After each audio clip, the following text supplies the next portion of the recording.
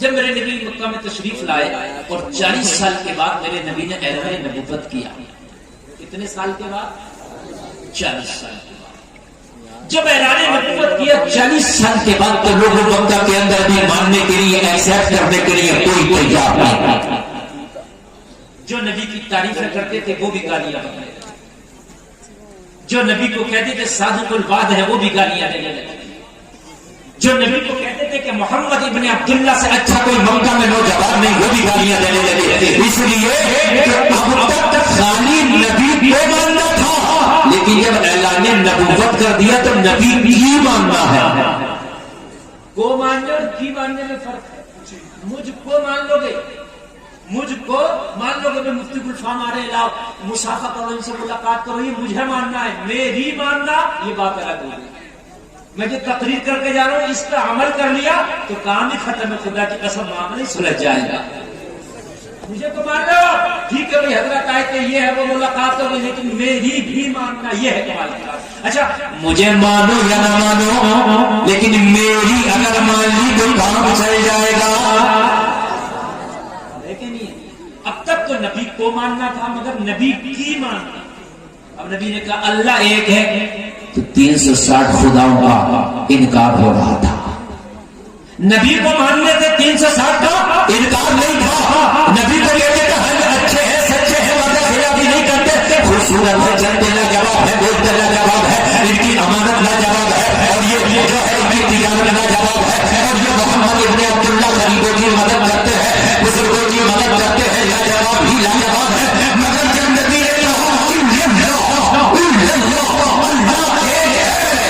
یہی سے اختلاف شروع ہو گیا. پھر 360 کا کیا کریں. جو مکہ میں ہم نے 360 کی ان کا کیا کریں. نبی نے فرمایا سب باطل الا اللہ بس اللہ ایک ہے.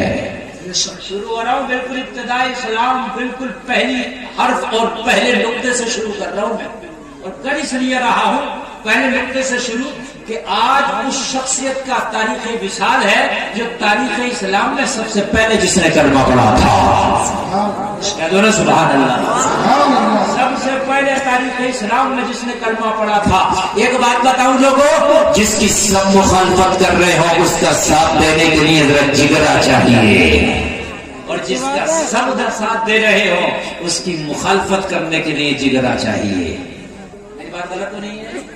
جس کا سب ساتھ دے رہے ابھی رولنگ پارٹی سمجھتے ہو جو موجودہ ستا دھاری پارٹی ہے ٹھیک ہے. دوسری پارٹی کے بھی اسی پارٹی میں جاتے ہیں. کیوں سوچ رہے ہیں کہ بھئی یہی ناؤ چل رہی ہے اسی میں سوار ہو جاؤ آگے دیکھا جائے ہے نا. لیکن اس پارٹی کی مخالفت کرنے کے لیے جگرا چاہیے کہ نہیں چاہیے. جو مخالفت کرتا ہے وہ اپنے آپ کو کہیں نہ کہیں تباہ بھی کرتا نہیں کرتا. بولو ہے کہ نہیں ہے. ہمیں ہنس ملا دیں گے. پورا گاؤں جس کی مخالفت کر رہا ہو ایک تو کس میں اتنا جگرا ہے کہ کھڑا ہو کے کہہ دے آؤ پورے گاؤں سے میں ہوں میں کروں گا اس سے مطابقت میں کروں گا اس کی سپورٹ نہیں کرتا ڈرتا.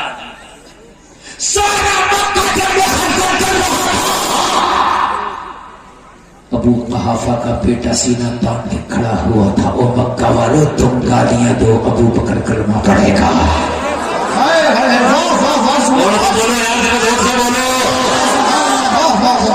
اسلام کی تاریخ کو سنے لوگوں.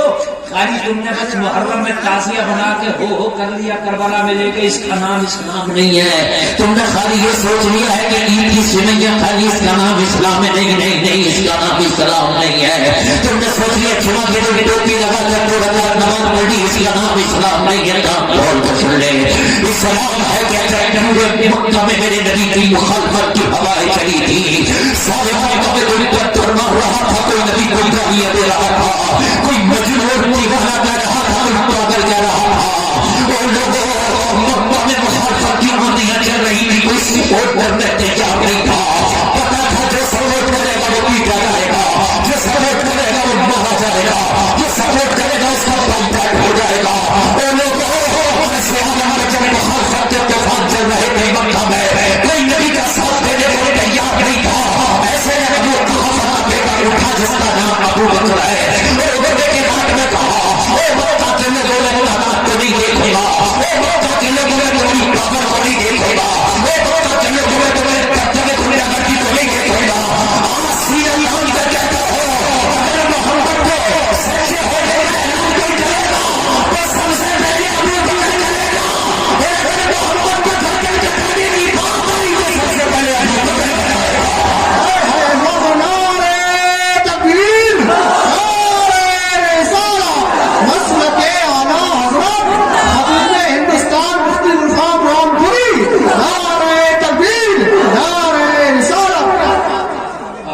اسی سے آج میں آپ کو ابو بکر کو سمجھ لو یار، کم سے کم آج ان کا تاریخ رسالات تو نہیں سمجھ لو۔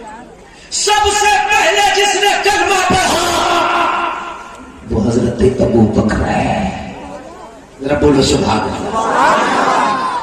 سب سے پہلے جس نے کلمہ پڑھا وہ ابو بکر ہے۔ اور ایک حدیث شریف میں ہے سب سے پہلے جو جنت میں جائے گا وہ بھی ابو بکر جائے گا۔ بولو نا یار سبحان اللہ۔ جتنا پہلے کلمہ پڑھا اتنا ہی پہلے آپ کو انعام بھی ملے گا۔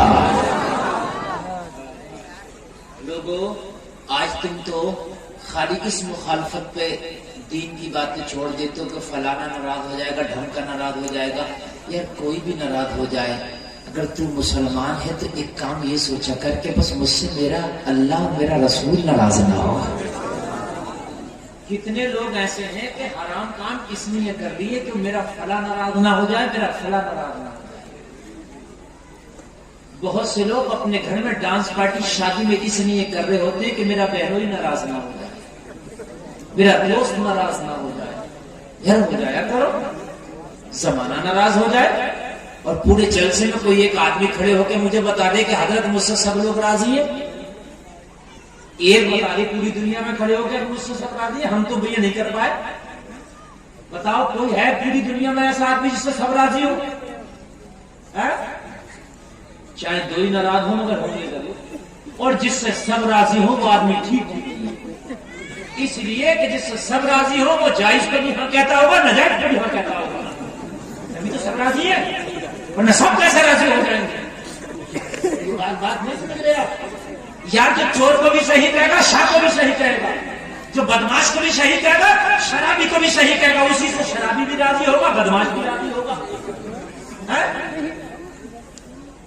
میرے بھائی سب سے کوئی راضی، سب کسی سے راضی نہیں ہوتے، سب تو میرے نبی سے بھی راضی نہیں ہوئے۔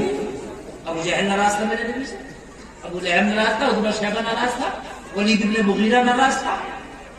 تو سب کو راضی کرنا بھی مانگا، سب کو راضی کرنا بھی، شرابی کو نہیں راضی کرنا میں نے، اس کی اصلاح کرنا ہے، اور اصلاح پہ نہ ہے تو مجھے اس سے کچھ لینا دینا نہیں۔